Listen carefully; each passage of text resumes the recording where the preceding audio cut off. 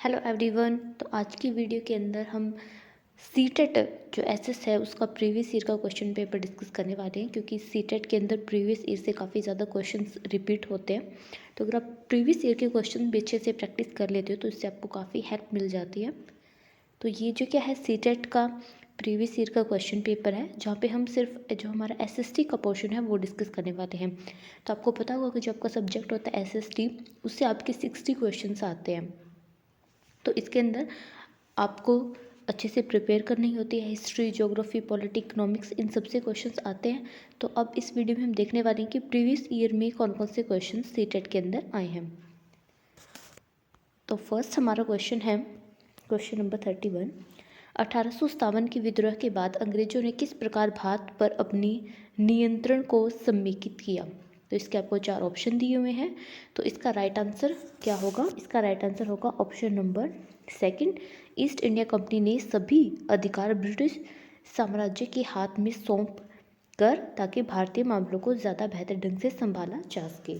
तो ये हिस्ट्री का एक क्वेश्चन है जो सीटेट के अंदर आया हुआ है। नेक्स्ट क्वेश्चन है, निम्नलिखित में से क्या प्रतिनिधि लोकतंत्र की विशेषता नहीं है? तो आपका ऑप्शन फर्स्ट है जनता को मतदान का अधिकार, सेकंड है मतदान द्वारा प्रतिनिधि का चुनाव, ऑप्शन नंबर थर्ड प्रतिनिधि के हाथ में निर्णय निर्माण की प्रक्रिया, और ऑप्शन नंबर फोर जनता की निर्णय निर्माण की प्रक्रिया में प्रत्यक्ष सहभागिता। तो इसका राइट आंसर क्या होगा? इसका राइट आंसर होगा ऑप्शन नंबर फोर, जनता की निर्णय निर्माण की प्रक्रिया में प्रत्यक्ष सहभागिता। नेक्स्ट क्वेश्चन है, भारत के किस क्षेत्र को छोटा तिब्बत कहा गया है? ये ज्योग्राफी का क्वेश्चन है। तो बताइए किसको छोटा तिब्बत कहा गया है? ऑप्शन नंबर फर्स्ट है हिमाचल प्रदेश, सेकंड है लद्दाख, थर्ड अरुणाचल प्रदेश और फोर्थ है सिक्किम। तो इसका राइट आंसर क्या होगा? Option number second, Ladakh. Ladakh को छोटा तिब्बत कहा गया है। नेक्स्ट क्वेश्चन है, भारत में अपील प्रणाली का पुनर्वादिक प्रणाली किसे कहते हैं? तो अपील प्रणाली या फिर पुनर्वादिक प्रणाली किसे कहा जाता है भारत के अंदर? तो आपको 4 ऑप्शन दिए हुए हैं। तो इसका राइट आंसर आ जाएगा जो ऑप्शन नंबर फर्स्ट है, वही निचले न्यायालय के आदेश के खिलाफ उच्च न्यायालय में अपील का प्रावधान, इसे क्या है? अपील प्रणाली कहा जाता है। नेक्स्ट क्वेश्चन है, निम्नलिखित में से कौन सा प्रायद्वीप पठार या लक्ष्य का लक्षण नहीं है? कौन सा प्रायद्वीपीय पठार का लक्षण नहीं है? तो आपको ऑप्शन दिया, ऑप्शन नंबर फर्स्ट, इस पठार पर पश्चिम की ओर से बहने वाली महानदी कृष्णा नदी मौजूद है। सेकंड है यह उत्तरी मैदान के दक्षिण में स्थित है। थर्ड है इसके उत्तर पश्चिम में अरावली श्रृंखला है। और फोर्थ ऑप्शन है यह कोयला एवं लौह अयस्क जैसे खनिज की प्रचुरता है। तो इसका राइट आंसर क्या होगा? इसका राइट आंसर होगा ऑप्शन नंबर 1, इस पठार पर पश्चिम की ओर बहने वाली महानदी और कृष्णा नदियाँ मौजूद है। महानदी और जो कृष्णा नदी है वो पश्चिम की ओर नहीं, वो ईस्ट डायरेक्शन, पूर्व की ओर बहती है। ठीक है, तो ये इसका लक्षण जो क्या है वो नहीं है। तो ये हमारा आंसर होगा, क्योंकि हमसे यही पूछा गया कि कौन सा लक्षण नहीं है। आपको एग्जाम में क्वेश्चन अच्छे से रीड करना है कि आपको क्या पूछा है, नहीं है। कुछ जो स्टूडेंट कहते हैं जल्दी जल्दी में लक्षण है, ये ऐसे रीड कर लेते हैं, उनके माइंड में ये रहता है और फिर इसी के अकॉर्डिंग आंसर दे आते हैं। तो क्वेश्चन को अच्छे से आराम से रीड करना है आपको। नेक्स्ट क्वेश्चन है, निम्नलिखित में से कौन सा कथन अफ्रीका के बारे में सही है? तो अफ्रीका के बारे में कौन सा कथन सही है? आपको ऑप्शन दिया हुआ है, इसके पश्चिम में यूराल पर्वत है जो इसे पश्चिम से अलग करता है। सेकंड ऑप्शन है अफ्रीका एक बहुत बड़ा भाग दक्षिण गोलार्ध में स्थित है। थर्ड ऑप्शन है यही एक ऐसा प्रायद्वीप है जिससे होकर कर्क, विषुवत या मकर रेखाएं गुजरती है। और फोर्थ ऑप्शन है गोबी मरुस्थल इस महाद्वीप में स्थित है। तो इसका राइट आंसर होगा ऑप्शन नंबर 3, यही एक ऐसा महाद्वीप है जिससे होकर कर्क, विषुवत तथा मकर रेखाएं गुजरती हैं। नेक्स्ट, निम्नलिखित में से कौन सा भ्रंशोत्थ पर्वत है? तो भ्रंश से बनने वाला पर्वत कौन सा है? आपके ऑप्शन दिए हैं, फर्स्ट वोस्जेस पर्वत, सेकंड है हिमालय पर्वत, थर्ड है अपलेशियन पर्वत और फोर्थ है यूराल पर्वत। तो इनमें से कौन सा जो पर्वत है भ्रंश से बना हुआ है? इसका राइट आंसर होगा ऑप्शन नंबर 1, वोस्जेस पर्वत, ये जो कि भ्रंश से बना हुआ है। नेक्स्ट आपका क्वेश्चन है क्वेश्चन नंबर 39। पृथ्वी से हमें चंद्रमा का केवल एक ही भाग दिखाई देता है। और इसका रीज़न आपको दिया हुआ है, चंद्रमा पृथ्वी का एक चक्कर लगभग 27 दिन में पूरा करता है और लगभग इतने ही समय में वह अपने अक्ष पर एक चक्कर भी पूरा करता है। तो इस तरह के क्वेश्चन आपको एग्जाम में देखने को मिलेंगे। जो बच्चे फर्स्ट टाइम एग्ज़ाम दे रहे हैं तो उनको इस तरह के जो क्वेश्चन है वो समझ में नहीं आते हैं। तो आपको देखो यहाँ पे 2 स्टेटमेंट दी हुई है, कथन फर्स्ट, ठीक है, और ये है कथन सेकंड। तो कथन आपको कथन फर्स्ट दिया है जैसे कि पृथ्वी से हमें चंद्रमा का केवल एक ही भाग दिखाई पड़ता है। तो कथन सेकंड में आपको क्या दिया, कारण की बताइए इसका कारण क्या है। नीचे इसका कारण दिया है कि क्यों हमें वो भाग दिखाई पड़ता है। चंद्रमा पृथ्वी का एक चक्कर लगभग 27 दिन में पूरा करता है और इतने समय में वह अपने अक्ष का एक चक्कर भी पूरा करता है। तो आपको बताना है कि जो कथन दिया हुआ है उसका सही कारण बी है या फिर नहीं है। तो आपके ऑप्शन दिए हैं कि ए जो ऑप्शन है वो गलत है और बी सही है। सेकंड है ए और बी दोनों सही है और बी सही व्याख्या है ए की, मतलब जो बी आपको ऑप्शन दिया है वो ए के लिए सही है, उसका कारण जो क्या है वो आपको सही दिया हुआ है बी ऑप्शन के अंदर। थर्ड ऑप्शन है ए और बी दोनों सही है परंतु बी सही व्याख्या नहीं है, कि ए ऑप्शन तो ठीक है लेकिन जो बी है वो इसका रीज़न जो है वो सही नहीं दिया हुआ है। फिर ऑप्शन नंबर 4 है ए सही है परंतु बी गलत है। तो आपको बताना है कि इनमें से कौन सा ऑप्शन सही है। तो इसका राइट आंसर क्या होगा, इसका राइट आंसर होगा ऑप्शन नंबर सेकंड, ए और बी दोनों सही है और बी सही व्याख्या है ए की। क्योंकि हमें जो क्या है पृथ्वी से चंद्रमा का केवल एक ही भाग दिखाई देता है। आप सबने देखा होगा कि हमें एक ही भाग दिखाई देता है चंद्रमा का। तो इसका रीज़न यही है कि जो चंद्रमा है पृथ्वी का एक चक्कर लगभग 27 दिनों में पूरा करता है और लगभग इतने ही समय में वह अपने अक्ष पर एक चक्कर भी पूरा करता है। यही रीज़न है कि हमें चंद्रमा का सिर्फ एक भाग ही दिखाई देता है। नेक्स्ट क्वेश्चन है कायांतरित शैल के बारे में दिए गए कथनों पर विचार कीजिए।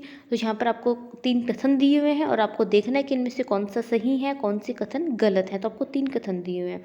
फर्स्ट है आग्नेय और अवसादी शैल उच्च ताप और दाब के प्रभाव में कायांतरित शैलों में परिवर्तित हो जाती है। ऑप्शन नंबर सेकंड है कायांतरित शैल उच्च ताप और दाब के प्रभाव में पिघलकर द्रवित मैग्मा बनाते हैं। और ऑप्शन नंबर थर्ड है संगमरमर एक कायांतरित शैल है। तो आपको बताना है कि तीनों कथन में से कौन से सही हैं और कौन से गलत हैं। तो इसका राइट आंसर क्या होगा बताइए। तो ऑप्शन जैसे कि आपको दिए हुए हैं, फर्स्ट ए एवं सी सही है और बी गलत है। ऑप्शन नंबर सेकंड बी एवं सी सही है और ए गलत है। और ऑप्शन नंबर थर्ड ए एवं बी सही है और सी गलत है। या फिर ऑप्शन नंबर 4 ए बी और सी तीनों सही हैं। तो इसका राइट आंसर होगा ऑप्शन नंबर 4 ए बी और सी जो क्या है तीनों ही सही है। नेक्स्ट क्वेश्चन है अंतरिक्ष से प्रवेश करने वाले उल्कापिंड किस वायुमंडल की किस परत में आने पर जल जाते हैं। तो ये आपका ज्योग्राफी का क्वेश्चन है और ये काफ़ी इजी क्वेश्चन है। बताइए इसका राइट आंसर क्या होगा। अब हो सकता है आप में से कुछ बच्चों को लग रहा होगा कि समताप मंडल या बाह्य मंडल इसका आंसर हो सकता है, लेकिन वो रॉन्ग होंगे। इसका राइट आंसर होता है मध्य मंडल। ठीक है, तो इसका राइट आंसर क्या होगा मध्य मंडल। ये जो कि हमारी एटमोसफियर की थर्ड लेयर है जिसे मेसोस्फीयर भी कहते हैं इंग्लिश के अंदर। नेक्स्ट क्वेश्चन है ऋतु प्रवास जुड़ा हुआ है। तो ऋतु प्रवास किससे जुड़ा हुआ है, आपके 4 ऑप्शन है। ऑप्शन नंबर फर्स्ट ऐसे स्थान जहां बस्तियां विकसित होती हैं। सेकंड लोगों के आवागमन से। थर्ड घरों के आसपास बसावट से। फोर्थ है एक छोटे घर के पौधे रखने का कृत्रिम आहता। तो ऋतु प्रवास क्या होता है, इसका आंसर होगा ऑप्शन नंबर सेकंड लोगों के आवागमन से। नेक्स्ट क्वेश्चन है स्थायी पवनों के संबंध में कथन ए और बी पर विचार कीजिए। ये पवनें वर्ष भर लगातार निश्चित दिशा में चलती हैं।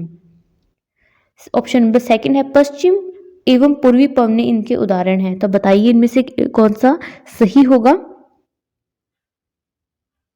स्थायी पवनें क्या होती हैं,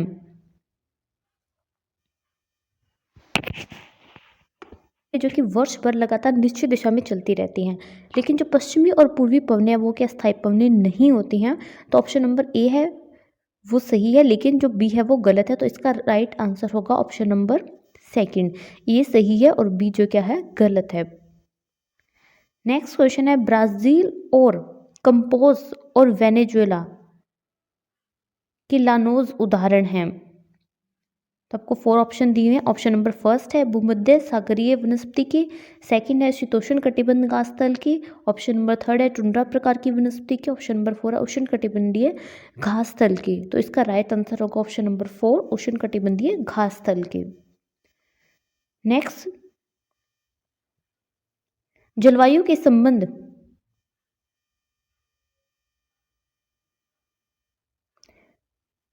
जलवायु के संबंध में कथन ए और बी पर विचार कीजिए। तो कथन ए आपको दिया हुआ है जलवायु वायुमंडल के दिन प्रतिदिन होने वाला परिवर्तन है, और कथन सेकंड दिया हुआ है किसी स्थान की जलवायु सिर्फ उसकी ऊंचाई तथा उच्चावच पर निर्भर करती है। तो इनमें से कौन सा सही होगा? इसका सही ऑप्शन होगा कि ए और जो बी है दोनों ही गलत हैं, क्योंकि जो जलवायु जो कि वो हमारे दिन प्रतिदिन होने वाला परिवर्तन नहीं होता है, और जलवायु जो क्या है वो सिर्फ ऊंचाई और उच्चावच पर निर्भर नहीं करती है, और भी जैसे कि हमारा टेम्परेचर है, एटमॉस्फेयर प्रेशर है, उस पर भी डिपेंड करती है। तो दोनों ही गलत हैं, तो इसका राइट आंसर होगा ऑप्शन नंबर ए। के लक्षणों ए और बी के आधार पर ऊर्जा स्रोत की पहचान करें। तो आपको दो यहाँ पे लक्षण दिए हैं। ए है कि यह एक परंपरागत ऊर्जा का स्रोत है, और सेकंड आपको दिया हुआ है कि यह ऊर्जा स्रोत तब निर्मुक्त होती है जब अपरिष्कृत तेल को धरातल पर लाया जाता है। तो आपसे पूछा कि इनमें से कौन सा, दोनों स्टेटमेंट को आपको पढ़ना है और देखना कि ये कौन सी ऊर्जा के बारे में बात हो रही है। तो फर्स्ट हमें ऑप्शन में दिया हुआ है मोम, सेकंड है बायोगैस ऊर्जा, थर्ड है प्राकृतिक गैस, और फोर्थ है भूतापीय ऊर्जा। तो हमें जैसे कि स्टेटमेंट में दिया हुआ है कि यह परंपरागत ऊर्जा का स्रोत है, तो आपको पता होना चाहिए कि पहले परंपरागत ऊर्जा का स्रोत कौन सा है, और सेकंड यह ऊर्जा स्रोत तब निर्मुक्त होती है जब अपरिष्कृत तेल को धरातल पर लाया जाता है। अब जब आप देखेंगे कि जब तेल को धरातल पर लाया जाता है तो कौन सी गैस निकलती है?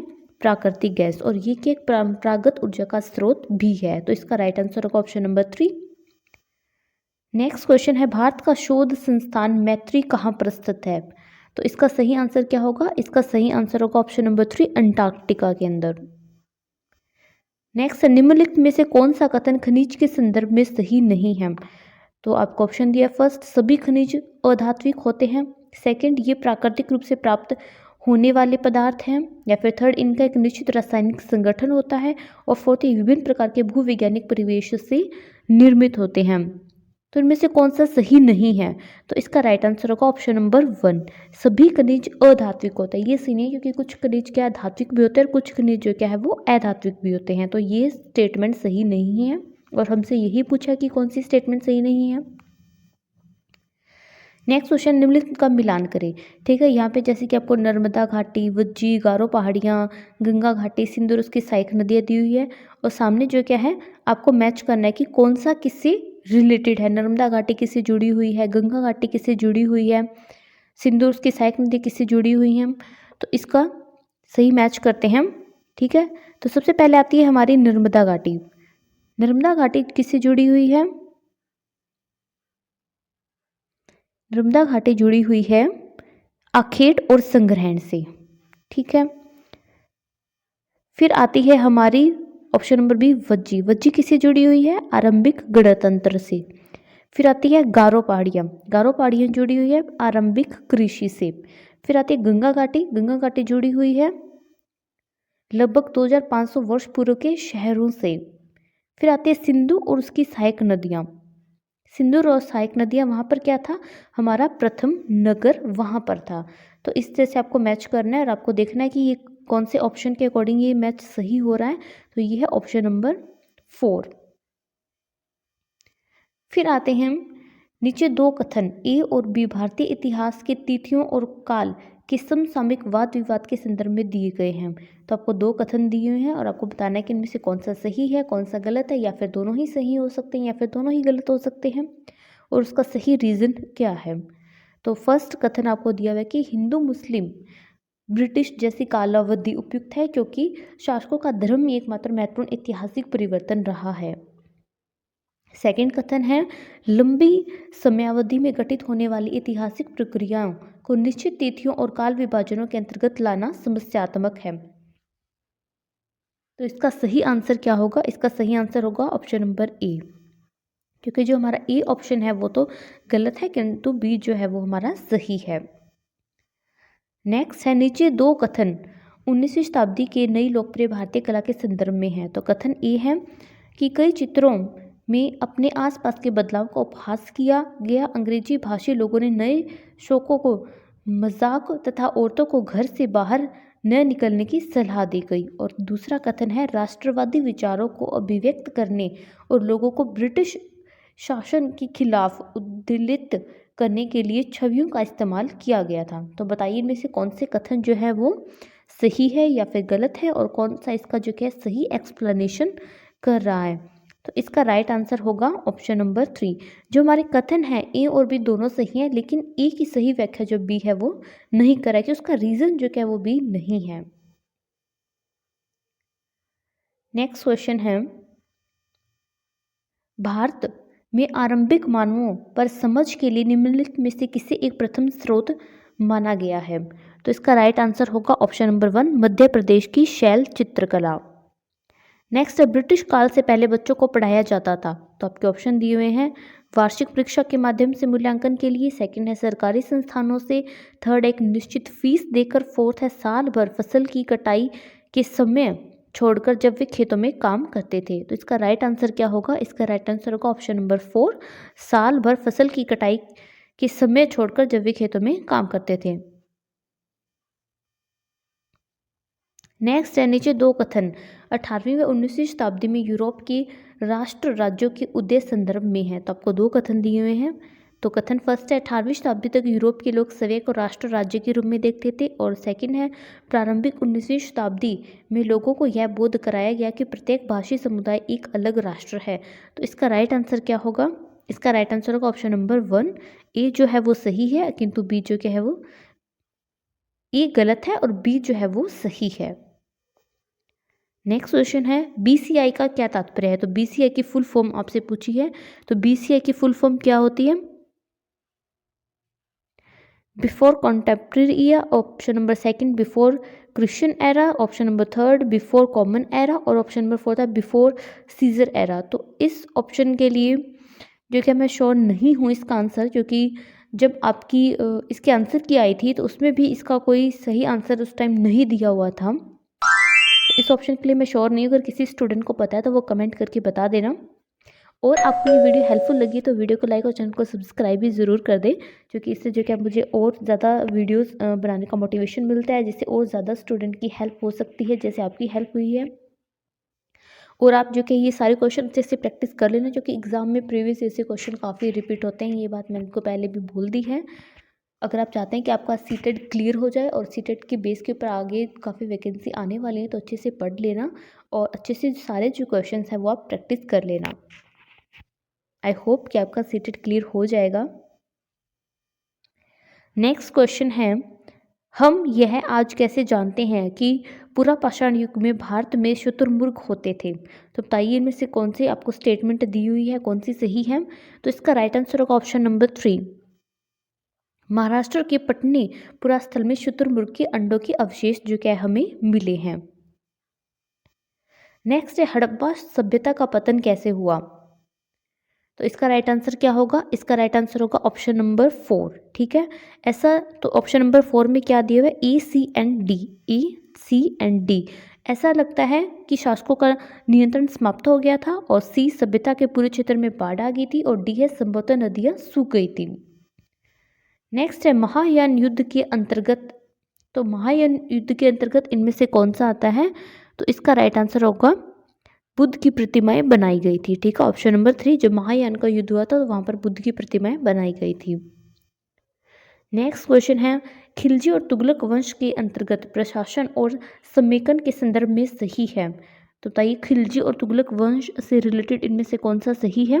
तो इसका सही है, दिल्ली से बंगाल जैसे सुदूर प्रांतों का नियंत्रण कठिन था। ये जो स्टेटमेंट है वो सही है, बाकी जो तीनों है वो गलत है। नेक्स्ट क्वेश्चन है, जनजातीय लोगों के इतिहास के पुनर्निर्माण में निम्न में से कौन सा कथन गलत है? तो इसका सही आंसर क्या होगा? इसका सही आंसर होगा ऑप्शन नंबर 3, अधिकांश जनजातीय समुदायों में लिखित दस्तावेज रखा है। नेक्स्ट क्वेश्चन है, निम्नलिखित में से जेंडर रूढ़िवादिता का उदाहरण नहीं है? कक्षा में ऑप्शन आपको दिए हुए हैं। कक्षा में अनुशासन बनाए रखने के लिए लड़कों व लड़कियों को अलग अलग पंक्तियों में बैठाना। सेकंड है, सिर्फ लड़कों को फुटबॉल टूर्नामेंट में भाग लेने के लिए प्रोत्साहित किया जाता है। ऑप्शन नंबर थर्ड है, सिर्फ लड़कियों को कक्षा का बोर्ड सजाने के लिए कहा जाता है। और ऑप्शन नंबर फोर्थ है, हालांकि लड़के कक्षागत चर्चा में दबदबा बनाने का प्रयास करते हैं, लेकिन लड़कियां और लड़कों दोनों को सहभागिता को प्रोत्साहित किया जाता है। तो रूढ़िवादिता का उदाहरण नहीं हमसे पूछा है, तो इसका राइट आंसर होगा ऑप्शन नंबर 4।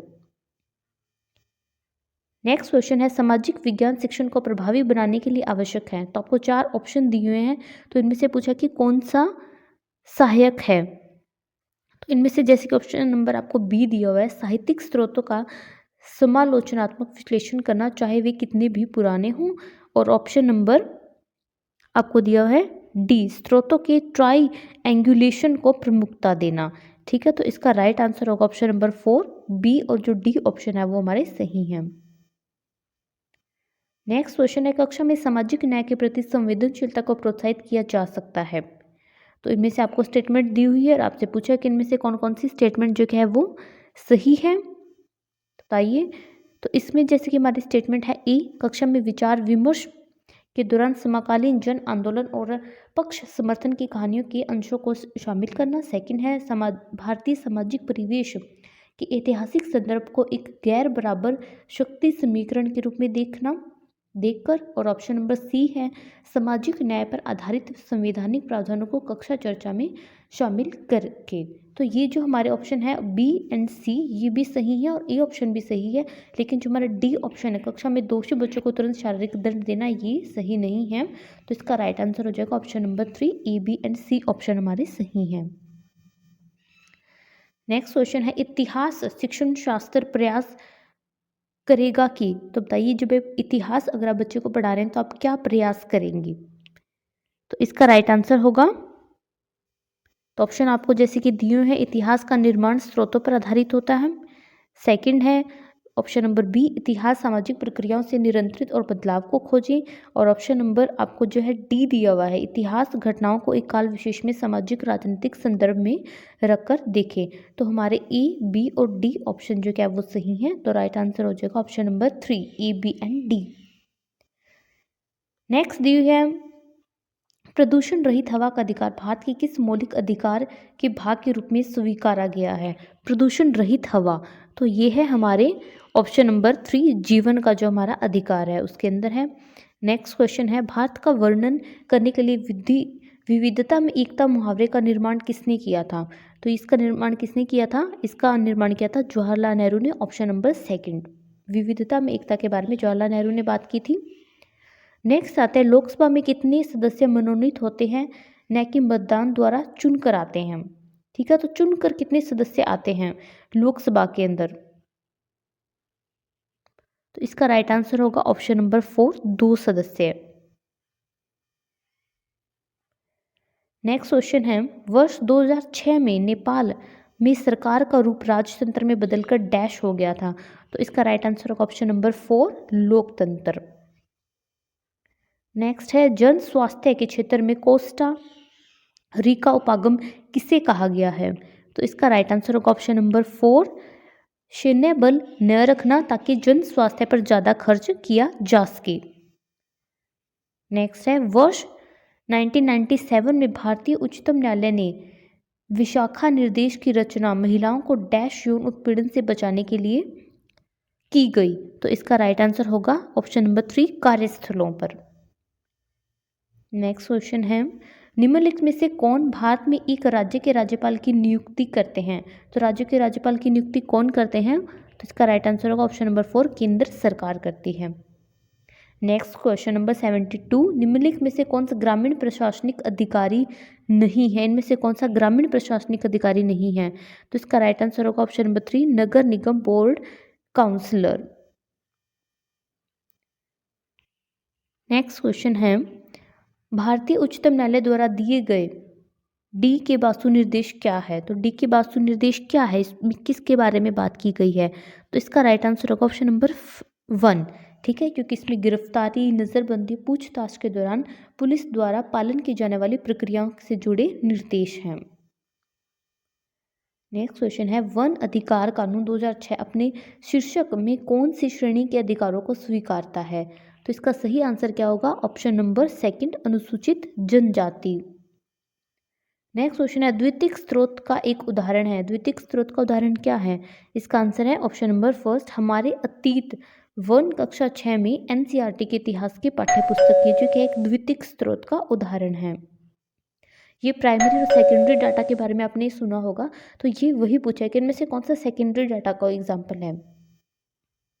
नेक्स्ट क्वेश्चन आपको फिर से दो कथन दिए हुए हैं।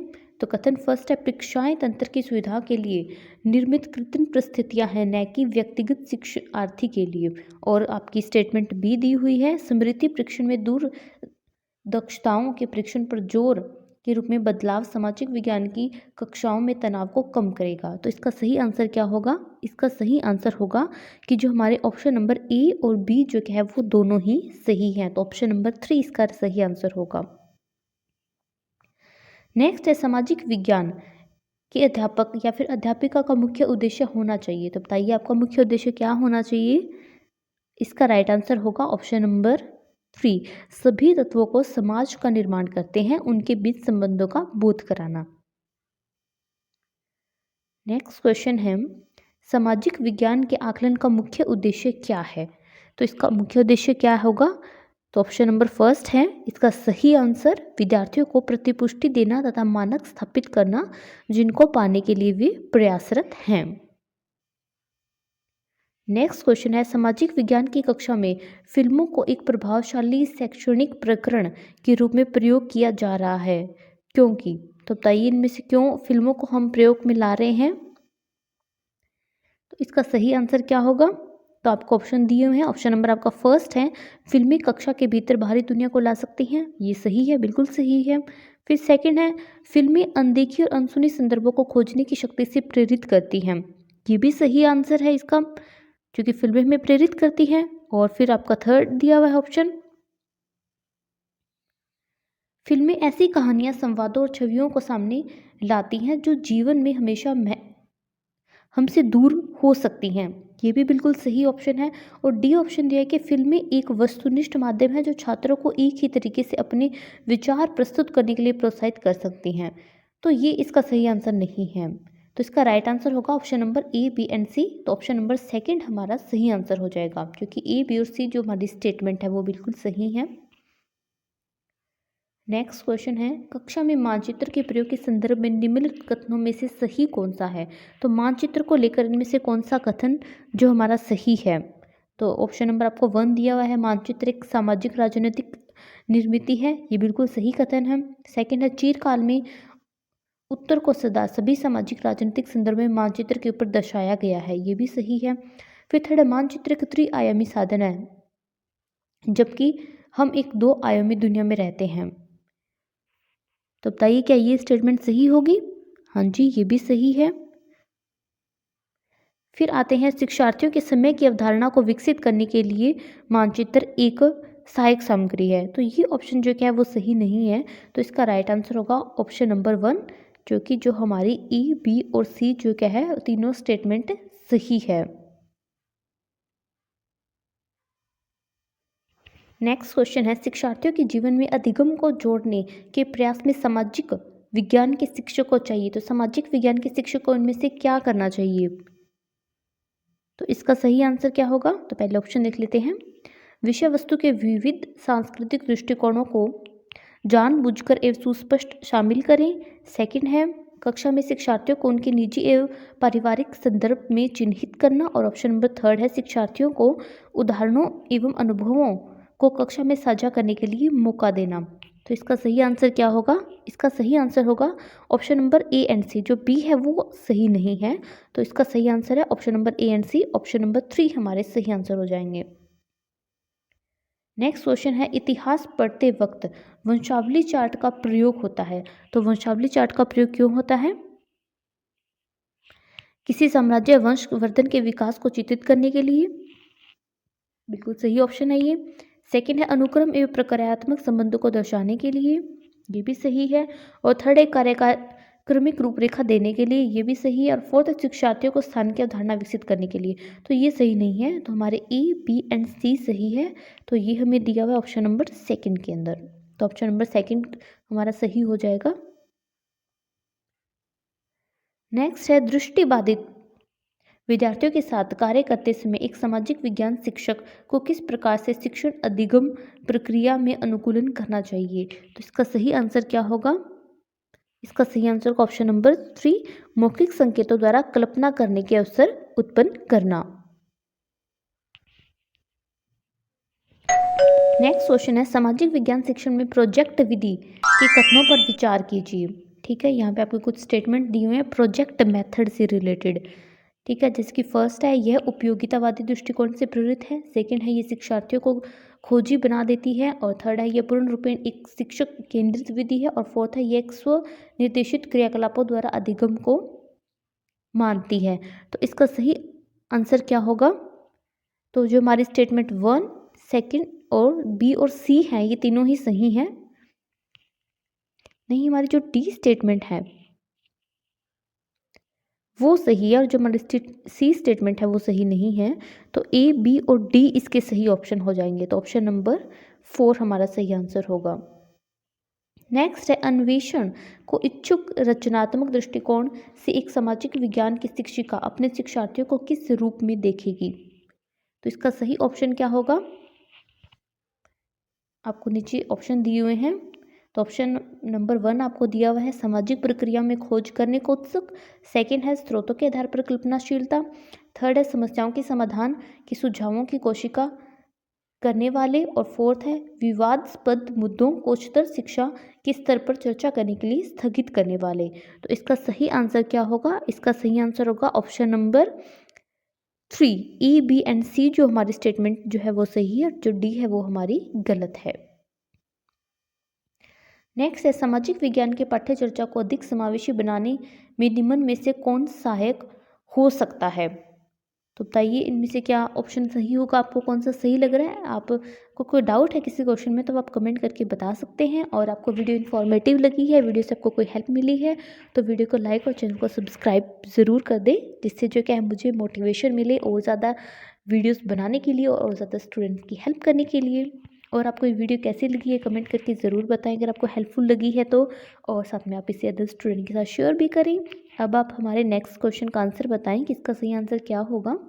तो इसका सही आंसर होगा जो हमारा ऑप्शन नंबर ए है वो हमें सही दिया हुआ है, पाठ्य चर्चा को जेंडर संबंधित मुद्दों से जोड़ना, और ऑप्शन नंबर जो हमारा सी है विभिन्न स्रोतों को शामिल करना आधिकारिक और निम्न वर्गीय प्रसंगों के। तो ऑप्शन नंबर 3 हमारा सही आंसर हो जाएगा। नेक्स्ट है विद्यार्थियों को विवेचनात्मक होना क्यों सीखना चाहिए? तो क्यों सीखना चाहिए बच्चों को? तो इसका आंसर है यह समझने के लिए कि मुद्दे उनके खुद की ज़िंदगी से कैसे जुड़े हुए हैं। नेक्स्ट है निम्नलिखित उदाहरणों में से विविधता को दर्शाने वाले उदाहरण का चयन करें। इनमें से कौन सा जो क्या है वो विविधता को सही से दर्शा रहा है, विविधता का एक एग्जाम्पल है। तो इसका सही आंसर क्या होगा?